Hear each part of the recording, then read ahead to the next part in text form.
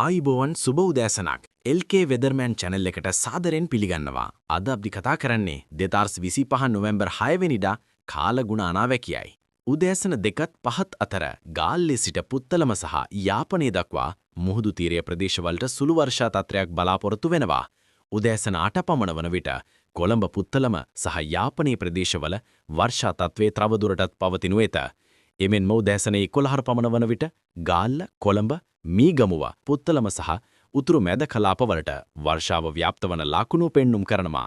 දහවල් 2 පමණ වන විට අම්බලන්ගොඩ, කළුතර, කොළඹ, දැරණියගල, කහටගස්දිගිලිය සහ වැලියෝ යන ප්‍රදේශවල වර්ෂාව පෙන්눔 කරනවා. තවද ඇල්ල ප්‍රදේශයේද වර්ෂාපතනයක් පෙන්눔 කරනවා.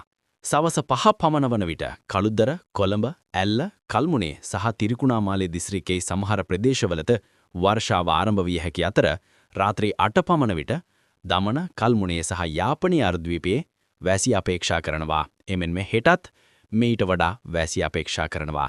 එහෙනම් හෙට උදෙන්ම හමු වෙමු.